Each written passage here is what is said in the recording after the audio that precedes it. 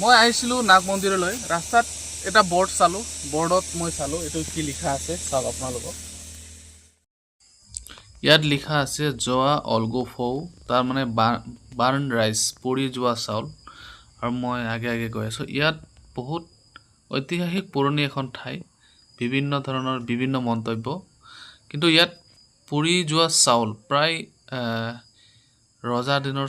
ঠাই এইখন ঠাই দাৰ্জিলিং বুলি কয় টিপিৰ পৰা প্ৰায় 1 কিলোমিটাৰ আগত এই ঠাইখন পাব লেফ্ট সাইডে আৰু মই গোটেই খান্দি চাইছোঁ ইয়াতে পুৰি যোৱা চাউল বহুত পুৰণি ৰজাৰ দিনৰ যেন লাগিছে আৰু বহুত ধৰণৰ বহুত মন্তব্য কিছুমানে ভগৱানৰ দিনৰ বুলি কয় কিছুমানে কিবা ৰজাৰ দিনৰ বুলি কয় কিন্তু গোটেই ঠাইখিনি আপোনাৰ পুৰি যোৱা চাউল সঁচাই ঘটনা আৰু মই গোটেই খান্দি চাইছোঁ আৰু আগলৈকে যিটো জায়গা আপোনালোকে চাই পাইছে সেই আগত মই খোজকাঢ়ি গৈ আছোঁ আপোনালোকক তাতো দেখাম আৰু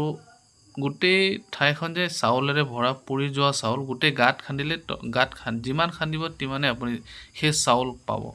পুৰি যোৱা চাউল বাৰ্ণ ৰাইচ বুলি তাত বৰ্ডত লিখা আছে আৰু য'ত এইখিনি আপোনালোকে চাইছে ইয়াতো আছে ইয়াত মই আপোনালোকক দেখাই আছোঁ দেখাবলৈ চেষ্টা কৰিম ইয়াত চাওক ইয়াতো আছে পুৰি যোৱা চাউল গোটেই এৰিয়াটো আপোনালোকে দেখিবলৈ পাব পৰি যোৱা চাউল গোটেইখিনি আপোনালোকক দেখাই দিছোঁ ইয়াতে চাব পাৰে চাওক ইয়াতো আছে চাউল গাত যিমান খান্দিব তিমানেই চাউল ওলাব নাজানো ইয়াৰ ঘটনাৰ বিষয়ে ইমান এটা মই নাজানো কিন্তু ইয়াত বিভিন্ন মানুহৰ বিভিন্ন ধৰণৰ কথা কোৱাৰ বাবে ইয়াৰ বিষয়ে মই আপোনালোকক জনাব নোৱাৰোঁ কিন্তু বহুত এটা আচৰিত ঠাই